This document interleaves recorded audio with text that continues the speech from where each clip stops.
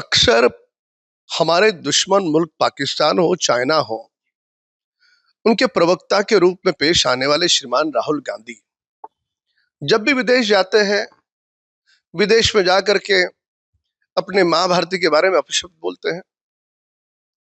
बालक बुद्धि हम समझ सकते हैं, पर इतनी बालक बुद्धि। आदरणीय प्रधानमंत्री या देश के प्रधानमंत्री हैं, आपके इस बयान में आप देश को नीचे झुका रहे हो, आपकी ओछी राजनीति करने के लिए। दुर्भाग्य जिस प्रकार के बयान कांग्रेस के नेताओं के आ रहे हैं, ऑपरेशन सिंदूर की सफलता क्या निराश नहीं आ रही? क्या चाह रहे थे ये? मुंबई में जो कसाब और पाकिस्तान के बाकी लोगों ने जब हमला किया, तो राहुल गांधी, आपकी सरकार थी कांग्रेस की, क्या किया आपने? हाथ पर हाथ थामे रह गए। ये मोदी जी की सरकार है, उस समय भी हमारी साहसी सेना थी, आदेश का इंतजार कर रही थी आपके। क्यों नहीं आपने उनको आदेश दिया? क्यों नहीं आपने उनका मनोबल बढ़ाया? तो इसलिए कम से कम जब देश की बारी आती है, देश का विषय आता है, तो उसमें ओछी राजनीति न करें। ये सीखना तो हर छोटे बड़े व्यक्ति से चाहिए। और आदरणीय प्रधानमंत्री मोदी जी इतना विनम्र और सबको साथ में लेकर चलने वाले एक अपने आप में ईश्वरीय पुरुष है। पर जो नसीहत दे रहे हैं, वो अपने आप को दर्पण में देखें, क्या वाकई वो आदरणीय प्रधानमंत्री जी को नसीहत देने लायक है? उन पर कार्रवाई हो तो उनकी वही घिसा पिटा उनका बयान आता है कि बदले के भाव से कार्रवाई हो रही है। न्यायपालिका जाइए, अगर आपके पास यदि कोई पुख्ता उसका कुछ कागजात है, आप पारदर्शिता के साथ न्यायपालिका में प्रस्तुत कीजिए। खुद के लिए शीश महल बना के शीश महल में रहने वाले गरीबों के साथ गरीबी की नोटंकी करते हैं। सत्ता का पद का उपयोग केवल पैसे बनाने के लिए उन्होंने किया। ये बड़ी पारदर्शिता के साथ कागज पर है, इसे तुम कैसे अस्वीकार करोगे?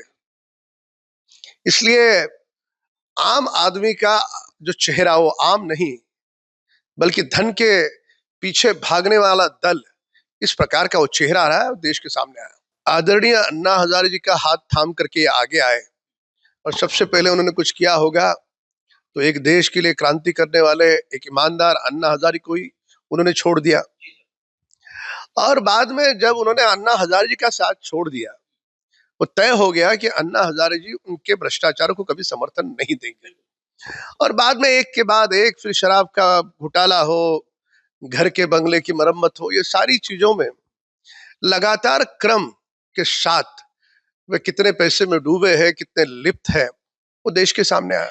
नहीं, यदि कोई पुख्ता अगर सबूत नहीं है तो, और उसके पश्चात भी गिरफ्तारी होती है, तो शक के घेरे में आती है। तो पुलिस को गिरफ्तारी करने का अधिकार है, पर सबूतों के आधार पर। अपने कोई पॉलिटिकल वेंडेटा को चलाने के लिए पुलिस फोर्स नहीं होती। पर पश्चिम बंगाल में चुनाव है, ममता की दहशत और ममता की दादागिरी सारे देश ने देखी है।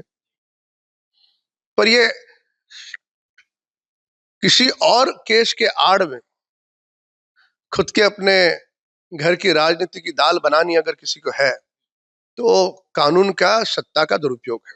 ये दिल को बड़ी आहत करने वाली बात है कि हमारे देश की साहसी सेना ने जिस प्रकार से जिन हमारी माताओं बहनों का सिंदूर आतंकवादियों ने किस प्रकार से उनके पति को, उनके बेटे को मार दिया था, ये देश ने देखा, दुनिया ने देखा। और उनको मुंह तोड़ जवाब देने का काम आदरणीय प्रधानमंत्री मोदी जी के नेतृत्व में हुआ। उसका नाम सिंदूर इस कारण रखा गया क्योंकि हमारे देश की माताओं का, बहनों का सिंदूर उजाड़ने का काम पाकिस्तान पुरस्कृत आतंकवादियों ने किया। अब इस विषय को लेकर देश के विपक्ष को क्या आपत्ति है?